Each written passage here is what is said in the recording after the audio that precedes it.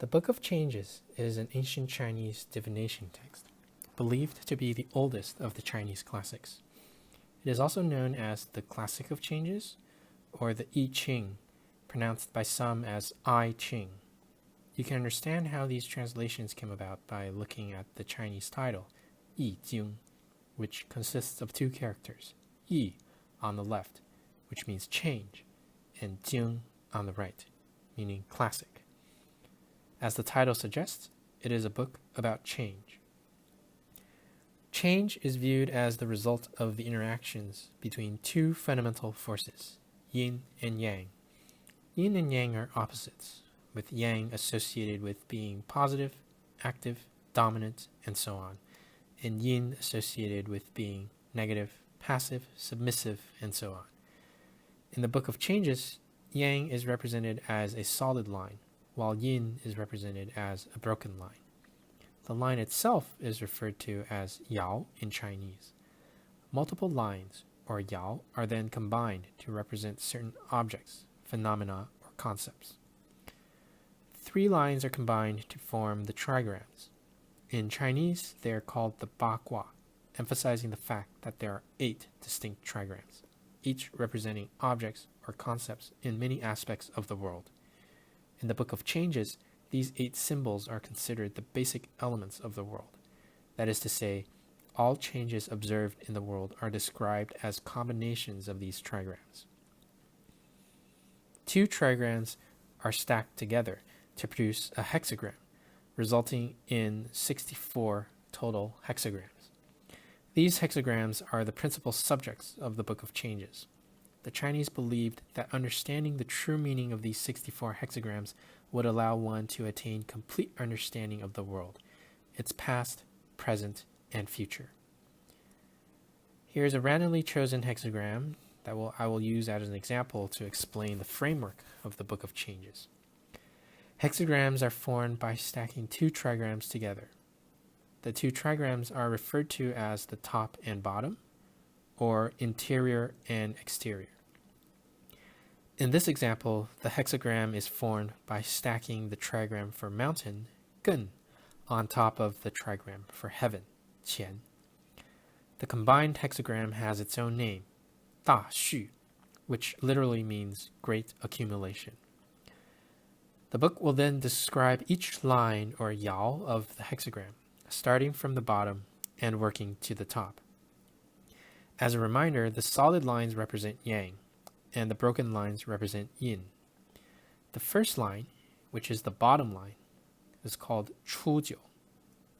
The first character, chu, means first, and describes the position of the line.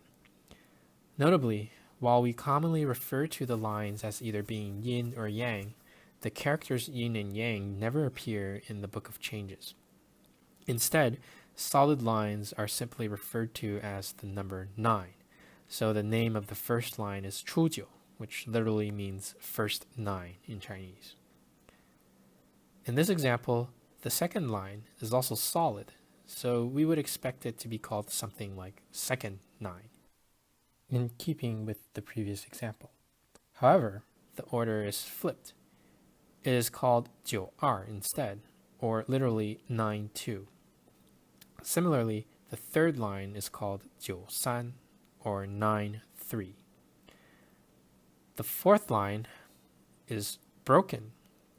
It is called 6-4, or 6-4. The Book of Changes calls the broken line 6 instead of yin. Therefore, as you probably guessed, the fifth line, which is also broken, is called 6-5, or 6-5. The sixth line is called the top line, probably to avoid confusion, since 6 is the name of the broken line.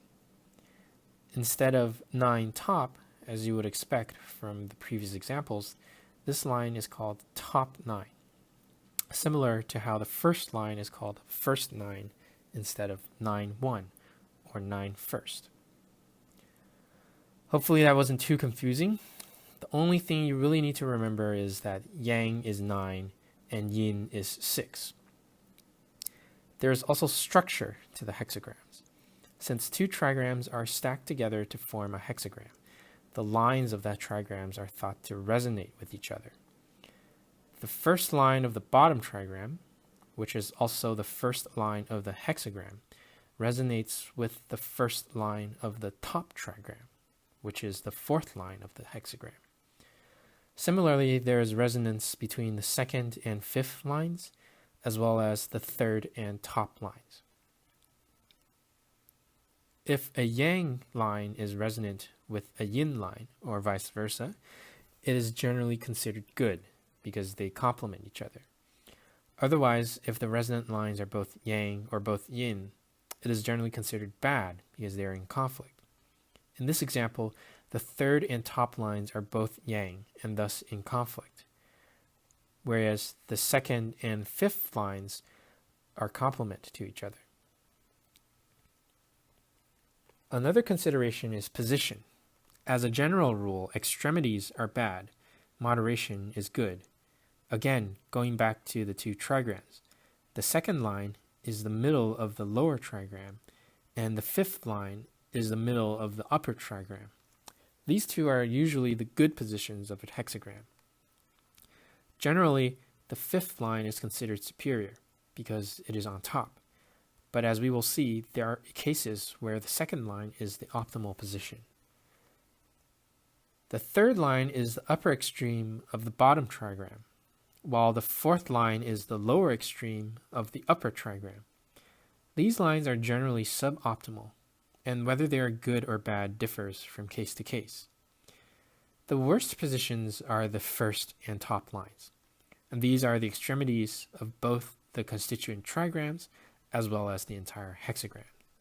And generally, these are bad positions. So what does it mean for a position to be good or bad? Remember, the Book of Changes is a divination text, which is consulted to determine whether a particular situation is auspicious or ominous.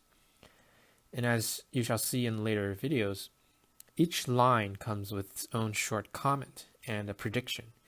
And a good position produces an auspicious prediction, whereas a bad position produces an ominous prediction. The Chinese text for this video series is based on the Zhou Yi, Zheng Yi, which translates into something like the proper meaning of the Zhou Yi. And Zhou Yi is just another Chinese name for the Book of Changes.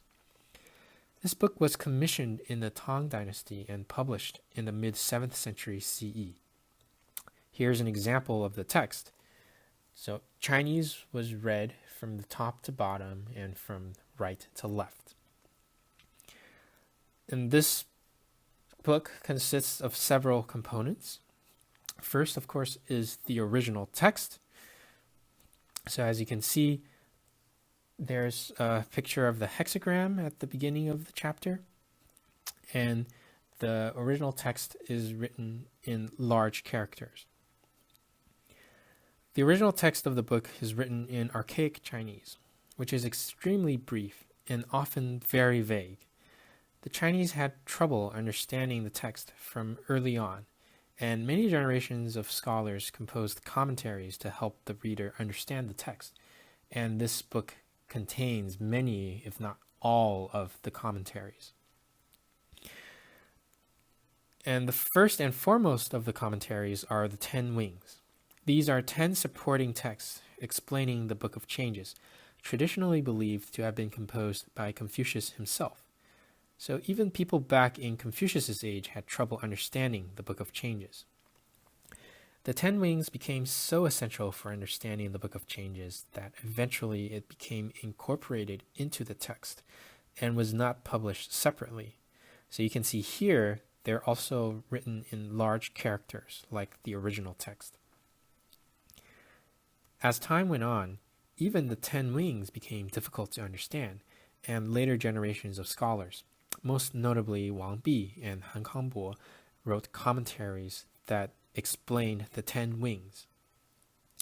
These commentaries are in small characters and appended to the large characters of the original text, or the 10 wings.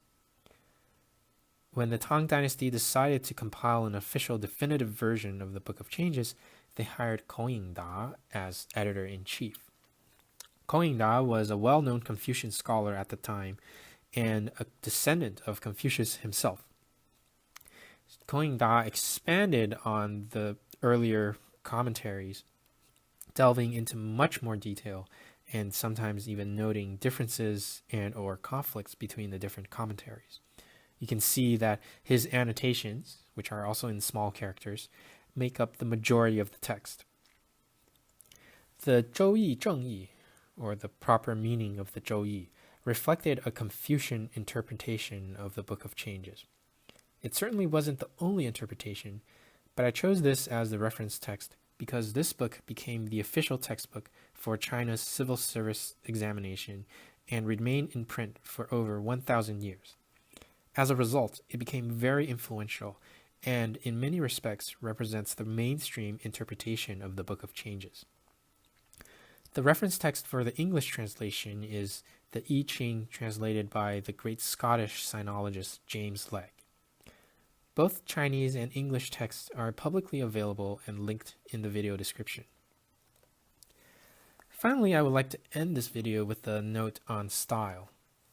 As you may have noticed, in many places I have included the traditional Chinese character along with its literal translation. Its standard pronunciation in Mandarin is also marked in pinyin on top. Since the original text of the Book of Changes is very brief, this is how I plan to present the text in the forthcoming videos. I believe this is the best way for a non-Chinese speaker to experience reading the book like a Chinese speaker. First, you understand the meaning of the individual characters, and then you string the meaning of the characters together to comprehend the meaning of the sentence. The vagueness of the language leaves a lot of space for the individual reader to fill, and this is where the reader's personal experience becomes relevant. All the Chinese classics were meant to be experienced individually and intimately. When you read a translation of the text, no matter how elegantly done, you are reading a version of the text that has already been interpreted by the translator. Providing these literal character-for-character translations is my attempt to allow you, the viewer, to gain an individual, personal experience of the book without having to learn Chinese. So, having covered all the basics, let us begin.